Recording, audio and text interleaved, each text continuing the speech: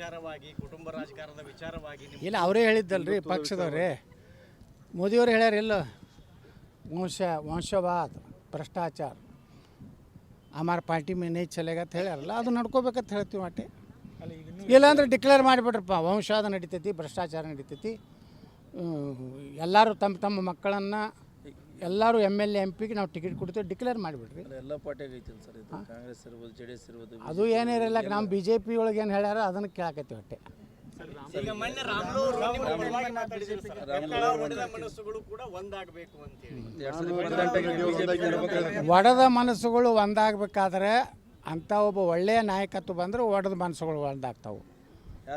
ಹಾಂ ಯಾರು ಅವನು ಬಿಟ್ಟು ಯಾರು ಬೇಕಾದವ್ರು ಆಗಲ್ಲ ಅನ್ನೋ ನಿರ್ಣಯಕ್ಕೆ ಬಂದೀವಿ ನಾವು ಎಲ್ಲರೂ. ಯಾರಾದ್ರೂ ನಡೀತು ಸರ್, ಯಾರು ಬೇಕಾದವ್ರು ನೀವು ಆಗ್ತಿದ್ರು ಎಸ್ ನೋಡ್ರಿ. ನಾವೆಲ್ಲ ಮಾತಾಡ್ಕೋತಿದ್ದೀವಿ, ನಾವೆಲ್ಲ ಒಂದೇ ಇದ್ದೀವಿ. ಅವರಲ್ಲಿ ತೀವ್ರ ಭುಗಿಲದ್ದ ಭಿನ್ನಮತ ಇಲ್ಲ, ಯಾರು ಸುಡುಗಾಡಿಲ್ಲ. ನಾವೆಲ್ಲ ಮಾನ್ಯನೇ ಗೋಕಾಕ್ ಹೋಗಿದ್ದೆ ಲಕ್ಷ್ಮೀ ಜಾತ್ರೆಗೆ, ರಮೇಶ್ ಜಾರಕಿಹೊಳರ ಅಲ್ಲಿಬ್ಬರು ಕೂಡ ಇದ್ದೀವಿ. ಮರುದಿವಸ ಅವರೆಲ್ಲ ಕುಮಾರ್ ಬಂಗಾರಪ್ಪ, ಲಿಂಬಾಳವರು, ಸಿದ್ದೇಶ್ವರ ಅವರು ಎಲ್ಲ ಬಂದಿದ್ದರು. ನಾವೆಲ್ಲ ಕೂಡಿದ್ದೀವಿ. ನಾವೆಲ್ಲ ಪಕ್ಷದ ಹಿತದೃಷ್ಟಿಯಿಂದ ವಿಚಾರ ಮಾಡಕತ್ತೀವಿ. ನಮ್ಗೆ ರಾಜ್ಯದಲ್ಲಿ ಒಬ್ಬ ಪ್ರಾಮಾಣಿಕ ನಾಯಕತ್ವ ಬೇಕಾಗಿದೆ, ಈ ಡಂಬಾಚಾರ ನಾಯಕತ್ವ ಬೇಕಾಗಿಲ್ಲ. ನಾ ರೈತನ ಮಗ, ನಾವು ಯಾರ ಮಕ್ಕಳು, ನಾವು ಎಮ್ಮೆ ಮಕ್ಕಳೇನು? ಹಾಂ, ನಾವು ರೈತನ ಮಕ್ಕಳೇ, ನಾವು ಹಳ್ಳಿಯನವರು. ಯತ್ನಾಳ್ ಅನ್ನೋಂಥ ಹಳ್ಳಿಯವರು. ನಮ್ಮ ಮನೆಗೂ ಒಕ್ಕಲ್ತನ ಐತಿ, ನಾವು ಗಳೆ ಪಳೆ ಹೊಡೆದೀವಿ. ಇವ್ರು ಗಳೆ ಹೊಡಿಲಾರ್ದವರೆಲ್ಲ ನಾವು ರೈತನ ಮಕ್ಕಳು, ನಾವು ರೈತನ ಮಕ್ಕಳು. ನಾ ಏನದು 0% ಬಡ್ಡಿ ಮಾಡಿ ನನ್ನ ಕೈ ಕೊಡಲಿ, ಇಡೀ ರಾಜ್ಯದ ಇತಿಹಾಸ ಚೇಂಜ್ ಮಾಡ್ತೀನಿ. ಇವ್ ಏನು ಮಾಡ್ಯಾನ ಇವ್ರ ಅಪ್ಪನಂದಂಗೆ ಮಾಡ್ತೇನೆ. ಸರ್ ರಾಮುಲು ಅವರು ಭಾಳ ಅದ್ಭುತ ಕಾರ್ಯ ಇವತ್ತು ಮಾಡ್ತಾಯಿದ್ದಾರೆ. ಸುಮಾರು 5,000 ಮಕ್ಕಳಿಗೆ ಉಚಿತ ಶಿಕ್ಷಣ, ಎಲ್ಲ ವಸತಿ, ಪ್ರಸಾದ ಅವೆಲ್ಲ ಮಾಡಿ ಇಷ್ಟು ದೊಡ್ಡ ಸಿದ್ಧಗಂಗಾ ಮಠದ ನಂತರ ನಮ್ಮ ಕರ್ನಾಟಕದಲ್ಲಿ ಬಡ ಮಕ್ಕಳಿಗೆ, ದೀನದಲಿತ ಮಕ್ಕಳಿಗೆ, ದುರ್ಬಲರಿಗೆ ಒಂದು ಸಿದ್ಧಗಂಗಾ ಮಠ ಆಶಾಕಿರಣ ಇತ್ತು.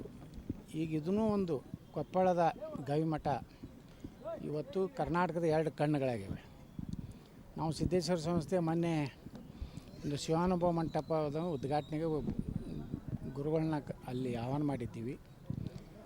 ಅವಾಗ ನಾವೆಲ್ಲರೂ ಕೂಡಿ ನಾವು ಸಣ್ಣ ಒಂದು ಕಾಣಿಕೆ ಕೊಡಬೇಕು ಅಂಥೇಳಿ ಇವತ್ತು ಶ್ರೀ ಸಿದ್ದೇಶ್ವರ ಸಂಸ್ಥೆ ವಿಜಯಪುರ ಹಾಗೂ ಸಿದ್ದೇಶ್ವರಿ ಸೌಹಾರ್ದ ಸಹಕಾರಿ ನಿಯಮಿತದಿಂದ 101 ಕ್ವಿಂಟಲ್ ಅಕ್ಕಿ, 5,000 ವಿಭೂತಿ. ಯಾಕಂದರೆ ನಮ್ಮ ಗೋಶಾಲೆಯಲ್ಲೇ ವಿಭೂತಿ ತಯಾರು ಮಾಡ್ತೀವಿ.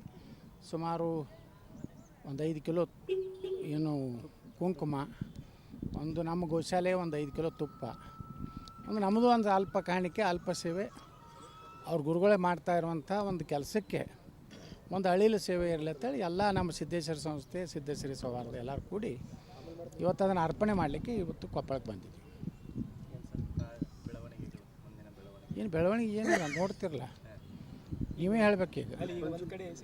ಹೊಸ ಪಕ್ಷದ ಮಾತನ್ನು ಮಾತಾಡ್ತೀವಿ. ಮೊನ್ನೆ ಅಧ್ಯಕ್ಷರಾದ್ರೆ ನಾವು ಹೊಸ ಪಕ್ಷ ಕಟ್ತೀರಿ ಅಂತ ಎಲ್ಲಿಗೆ ಬಂತು ಸರ್? ಅದು ವಿಜಯೇಂದ್ರನ ಮತ್ತೆ BJP ಅವರು ಮತ್ತೆ ತಲೆ ಮೇಲೆ ಕುಂಡ್ಸ್ಕೊಂಡ್ರೆ ನಾವು ಹೊಸ ಪಕ್ಷ ಗ್ಯಾರಂಟಿ. ಅಲ್ಲಿ ಸದ್ಯ ನಮ್ಮ ಸರ್ಕಾರ ಬಹುಮತ ಬರೋದು ಗ್ಯಾರಂಟಿ, ಕರ್ನಾಟಕ ಉದ್ಧಾರ ಆಗೋದು ಗ್ಯಾರಂಟಿ. ಅಲ್ಲಿ ಇನ್ನೂ ವಿಜಯೇಂದ್ರ ಬದಲಾವಣೆ ಇಲ್ಲ ಅನ್ನೋವಂಥ ಮಾತುಗಳು ಕೇಳಿದ್ರು. ಬದಲಾವಣೆ ಮಾಡೋದು ಬಿಡೋದು ಆ ಪಾರ್ಟಿಯವ್ರಿಗೆ ಸಂಬಂಧ ರೀ. ಅವ ಅಯೋಗ್ಯದಾನ, ಭ್ರಷ್ಟದಾನ ಅಂತ ನಾವು ಹೇಳಿರಪ್ಪ. ಅದ್ರ ಮೇಲೆ ನಮ್ಗೆ ಅವನೇ ಬೇಕಂತ ಮಾಡ್ತಂದ್ರೆ ನಾವೇನು ಮಾಡೋರು? ಅವಾಗ ಇಡೀ ಪಾರ್ಟಿನೇ ನೀವು ಹೇಳಿದ್ದಕ್ಕೆ ಸಪೋರ್ಟ್ ಮಾಡುತ್ತಂದ್ರೆ ಸರ್, ಈಗ ಅಯೋಗ್ಯ ಅಂತ ನೀವು ಹೇಳ್ತೀನಿ ಅಂದ್ರೆ ಇಡೀ ಪಾರ್ಟಿನೇ ಅವ್ರಿಗೆ ಸಪೋರ್ಟ್ ಮಾಡುತ್ತಂದ್ರೆ ಹೆಂಗೆ ಸರ್? ನೀವು ಯಾಕೆ ಯಾವ ಮಾಧ್ಯಮ ನಿಮ್ಮದು ಚಾನಲ್? ನಮ್ಮದು TV 9. ಹಾಂ, ನೀವು ನ್ಯೂಟ್ರಲ್ ಇದ್ದೀರಿ ಬಿಡ್ರಿ. ನಿಮ್ಗೆ ಹೇಳ್ತೀನಿ, ಇಡೀ ಕರ್ನಾಟಕದಲ್ಲಿ ಅವನ ನಾಯಕತ್ವ ಯಾರೂ ಒಪ್ಕೋತಾ ಇಲ್ಲ. ಯಾರು ಹೇಳಿದ್ರು ಟೊತ್ತಿಗೆ ಡಿಕ್ಲೇರ್ ಮಾಡಿ ಹೋಗಿತ್ತಿದ್ರಿ.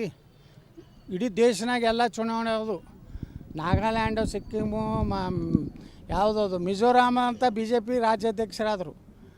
ಕರ್ನಾಟಕ, ಅದು ದಕ್ಷಿಣ ಭಾರತದಲ್ಲಿ BJPಗೆ ಏನಾರೇ ನೆಲೆ ಇರುವಂಥ ರಾಜ್ಯ ಆದರೂ ಕರ್ನಾಟಕ. ಇಲ್ಲಿ ಒಬ್ಬ ರಾಜ್ಯಾಧ್ಯಕ್ಷನ ಆಯ್ಕೆ ಮಾಡಲಿಕ್ಕೆ ಇಟ್ಟು ಗೊಂದಲ ಯಾಕಾಗೈತಂದರೆ ಎಲ್ಲರೂ ಈ ವ್ಯಕ್ತಿನ ಬೇಡ, ಇವನ ನೇತೃತ್ವದಲ್ಲಿ 30 ಸೀಟು ಬರೋದಿಲ್ಲ. ಅವ್ರ ತಂದೆಗೆ ಅವನ ಮಗ ಎಂಥವ್ ಇದ್ರೂ ಅವನಿಗೆ ಪ್ರೀತಿ ಇರ್ತೈತಿ. ಏನು ಹೆತ್ತವರಿಗೆ ಹೆಗ್ಗಣ ಮುದ್ದದಂಗೆ ನನ್ನ ಪೂಜ್ಯ ತಂದೆಯವರು ನನ್ನ ಪ್ರೀತಿಯ ಮಗ ಅಥವಾ ಹೊಡ್ಕೊತ ಹೋಗ್ತಾರೆ ಅವರು. ಆದರೆ ರಾಜ್ಯದ ಜನ ತಿರಸ್ಕಾರ ಮಾಡಿದ್ದಾರೆ. ಇನ್ನೊಂದು ಕಡೆ ರಾಮುಲವರು